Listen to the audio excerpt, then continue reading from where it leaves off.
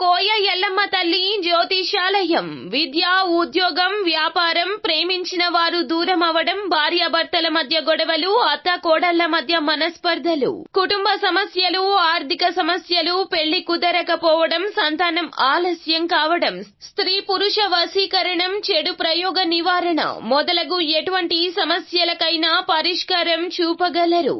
స్త్రీ పురుషులకు ఎటువంటి సమస్యలు ఉన్నా నమ్మకంతో కాల్ చేయండి. ఫోన్ ద్వారానే జ్యోతిష్యం చెప్పబడును. Phone number 9014339338.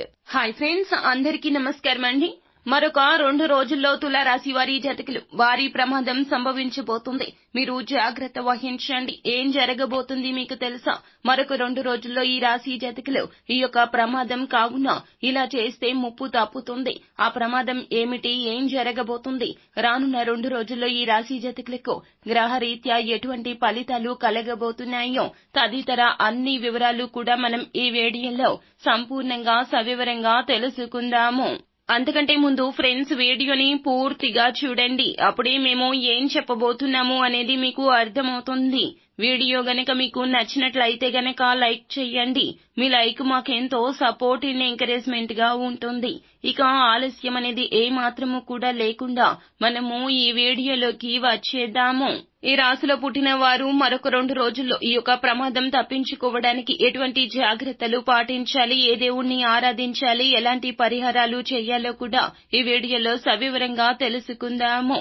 రానున్న 2 రోజుల్లో ఈ రాశి జీవితంలో అద్భుత మార్పులు జరగబోతున్నాయని చెప్పాలి. సాధారణంగా మనం జీవితంలో మార్పులు ఎప్పుడెప్పుడు వస్తాయా అంటూ వేచి ఉంటాము. ఎందుకంటే కష్టాలు అనుభవించలేక, కష్టాలు ఎప్పుడు తొలగిపోతాయా, మా జీవితం ఎప్పుడు బాగుంటుందా, జీవితంలో సమస్యలకు పరిష్కారం ఎప్పుడు దొరుకుతుందా అంటూ భవిష్యత్తు గురించి కలలు కనని వారు అస్సలు ఉండరో. తులారాశి జాతకులు రానున్న 2 రోజుల్లో మార్పులు అయితే ఖచ్చితంగా కలగబోతూ ఉన్నాయి. అంటే గ్రహాల స్థితిగతుల్లో వచ్చినటువంటి మార్పులు ఆధారంగా చేసుకుని మన జీవితంలో కూడా తప్పక మార్పులు వస్తాయి. ఎప్పుడూ కూడా జీవితం ఆనందంగా కానీ లేదా దుఃఖపూరితంగా కానీ వెళ్లదండి. అందులో మార్పులు వస్తూ ఉంటాయి. ఆనందంగా ఉండేవారికి మరింత ఆనందము రావచ్చు, లేదంటే మరింత బాధ, దుఃఖము రావచ్చు.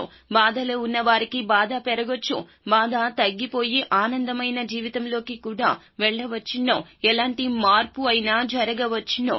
ఇదంతా గ్రహస్థితి. గ్రహాల ఆధారంగా మీ యొక్క స్థితిగతుల్లో తప్పక మార్పులు వస్తాయి. మరి ముఖ్యంగా మరొక 2 రోజుల్లో తులారాశి జాతకులకు కూడా ఇటువంటి మార్పులు అయితే సిద్ధించబోతూ ఉన్నాయి. వీటన్నింటికీ కూడా కారణము గ్రహాల్లో వచ్చే స్థితిగతులే. ఈ వచ్చే మార్పులేని గుర్తుంచుకోండి. తులారాశి జాతకులు జీవితంలో వచ్చే మార్పులో కొన్ని ఆశ్చర్యకరంగానే ఉంటాయి. అలాగే ఎలాంటి ప్రమాదాలు రాబోతున్నాయి, ఇవన్నీ కూడా చాలా వరకు ఆశ్చర్యకరంగా అనిపించినా కూడా తప్పక కలుగుతాయి. ఈ రాశి జాతకులకు రానున్న 2 రోజుల్లో ఉద్యోగానికి సంబంధించి ఈ రాశి వారికి మిశ్రమ ఫలితాలు రాబోతున్నాయి. పని భారం అయితే పెరగబోతుంది, ఒత్తిడి పెరుగుతుంది. చేయాల్సిన పని కంటే కొంచెం ఎక్కువగా పని మీ మీద మోపుతూ ఉంటారు పై అధికారులు. మీ ఉద్యోగంలో మీకు పని ఒత్తిడి ఎక్కువ ఉంటుంది. అంతేకాకుండా కొన్ని అనుకోని మార్పులు వస్తాయి. మీరు వెళ్లకూడదు అనుకున్న ప్రాంతానికి స్థాన చలనం మీద వెళ్లడం, లేదంటే ఏ వ్యక్తి కింద పని చేయకూడదు అనుకుంటారో అలాంటి వ్యక్తులతో పని చేయాల్సి రావడం, ఇలా అనేక రకాల ఉద్యోగంలో ఒత్తిళ్లు పెరిగేటటువంటి సూచనలు కానవస్తూ ఉన్నాయి. అలాగే తులారాశిలో పుట్టినటువంటి వారు తమ యొక్క కెరియర్ కి సంబంధించి కూడా కీలక నిర్ణయాలు ఏమైనా ఉంటే వాటిని మాత్రం వాయిదా వేసుకోండి. ఈ యొక్క మాసం తర్వాత చేసుకుంటే మంచిది. ఉద్యోగాల కోసం కానీ, పై చదువులకు, విదేశాలకు వెళ్లాలి అనుకునేవారు కూడాను, మరొక కొత్త జాబ్ లోకి వెళ్లాలి అనుకునేవారు కూడాను, లేదా వ్యాపారాన్ని విస్తరించాలి అనుకునేవారు కూడాను, వ్యాపారంలో పెట్టుబడులు పెట్టాలి అనుకున్న వారు కూడాను కొంత సమయం ఆగండి. ఒక 15 నుంచి 20 రోజులు వేచి చూసిన తర్వాత ప్రారంభిస్తే మీకు మేలు కలుగుతుంది. ముఖ్యంగా మీరు ఈ విషయాల్లో చాలా జాగ్రత్తగా ఉండండి. ఏమైనా ముఖ్యమైన పత్రాలపై సంతకాలు చేసేటప్పుడు, ముఖ్యమైన వ్యక్తులతో సమావేశాలు చేసేటప్పుడు, ఏమైనా పత్రాలు ఇచ్చి పుచ్చుకునేటప్పుడు అత్యంత జాగ్రత్తగా మీరు ఉండాలి. నిర్లక్ష్యంగా అస్సలు ఉండకండి. దీనివల్ల మీరు నష్టపోతారు. రానున్న రోజుల్లో ఈ రాశి వారి ఆర్థిక స్థితి కారణంగా ఇలా ఉండబోతూ ఉన్నది. కానీ ఆర్థిక స్థితి కూడా సాధారణంగా ఉంటుంది. అనుకున్న మార్పులు రాకపోవచ్చు, ఊహించుకున్న రాబడి రాకపోవచ్చు. మీ సంపాదన కంటే కూడా మీ ఖర్చులే అధికంగా ఉంటాయి. మీరు ఇక మీదట చేసే ఖర్చులు అన్నింటినీ ఆలోచించి చెయ్యండి. పెట్టుబడులు పెట్టే ముందు ఆలోచించండి. ఒక రకంగా చెప్పాలి అంటే గనక పెట్టుబడులకు ఇది సరి అయిన సమయం కాదనే చెప్పాలి. లేదు పెట్టాల్సి వస్తే మాత్రమో చిన్న మొత్తంలో మీకు బాగా అనుభవం ఉన్న రంగంలోనే పెట్టండి.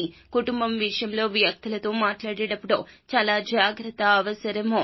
జీవిత భాగస్వామితో, మీరు తల్లిదండ్రులతో, లేకపోతే గనక మీ తోడబుట్టిన వారితో, బంధుమిత్రులతో మాట్లాడేటప్పుడు కూడా చాలా జాగ్రత్త.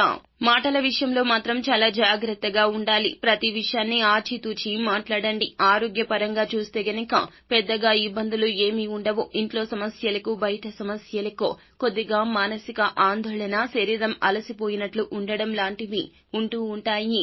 ఆహారపు అలవాట్లు సక్రమంగా ఉండేలా చూసుకోండి. ఈ రాశిలో పుట్టిన వారికి ఒక ప్రమాదం రానున్న 2 రోజుల్లో పొంచి ఉంది అని చెప్పాలి.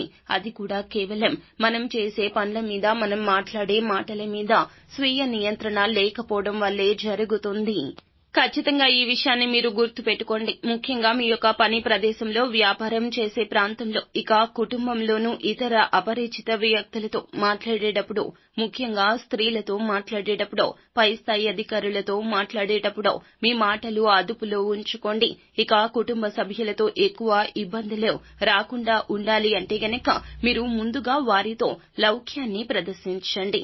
ఇక రానున్న రోజుల్లో తులారాశి జాతకులు ఎటువంటి ప్రమాదాన్ని నివారించాలి అనుకున్నా, వ్యతిరేక ప్రభావాన్ని తగ్గించుకోవాలి అనుకున్నా మాత్రం లలితా సహస్రనామాలు మరియు హనుమాన్ చాలీసాను పాటించండి.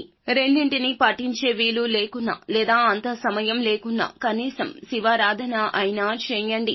ఒకవేళ సమయం ఉంటే మాత్రం రెండింటినీ పాటించండి. అది కూడా కుదరదు అనుకునే తులారాశి జాతకులు కనీసం వాటిని వినే ప్రయత్నమైనా చేయండి. అంతేకాకుండా మీరు ఏమిటంటే మీకు స్తోమతకు తగ్గట్లుగా పేదవారికి ఏదైనా దానంగా ఇవ్వండి. ఒక పేద బ్రాహ్మణుడికి కడుపు నిండా భోజనాన్ని పెట్టించే ప్రయత్నం చేయండి.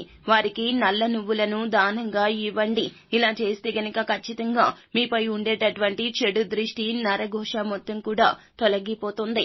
రానున్న 2 రోజుల్లో తులారాశి జాతకులు మీకు కలగబోతున్న ఈ యొక్క ప్రమాదం నుండి బయటపడాలి అంటే గనక ఖచ్చితంగా భగవంతుని అనుగ్రహం కలగాలి అంటే గనక అలాగే ప్రతి శుక్రవారం తిథి నాడు లక్ష్మీదేవి అమ్మవారి ఆలయానికి వెళ్ళండి. ఆలయంలో అమ్మవారిని దర్శించుకుని వీలైతే కుంకుమార్చన చేయించండి.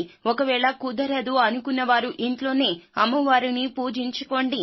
అమ్మవారికి ప్రీతికరమైనటువంటి పాలతో చేసిన నైవేద్యాన్ని మీరు సమర్పించండి. అంతేకాకుండా ఎర్రటి పుష్పాలతో అమ్మవారిని పూజించండి. ఆవు నేతితో దీపాన్ని వెలిగించండి. ఇలా చేస్తే గనక మీ యొక్క కోరికలు నెరవేరుతాయి. అమ్మవారి అనుగ్రహం కలుగుతుంది. ఈ విధంగా తప్పక చేయండి. ఈ దేవత ఆరాధన చేస్తూ ఈ పరిహారాన్ని పాటిస్తే గనక అమ్మవారి కృపా కటాక్షాలతో పాటుగా రాబోతున్న ప్రమాదం నుండి తప్పక బయటపడగలుగుతారు. సో ఫ్రెండ్స్, చూశారు కదా, ఈ వీడియో గనక మీకు నచ్చినట్లయితే గనక లైక్ చేయండి. అలాగే మరిన్ని వీడియోస్ కోసం మా ఛానల్ ని సబ్స్క్రైబ్ చేసుకుని పక్కనే ఉన్న బెల్ ఐకాన్ లో ఆల్ టాప్ చేయడాన్ని మాత్రం అస్సలు మీరు మర్చిపోవద్దు. థాంక్యూ.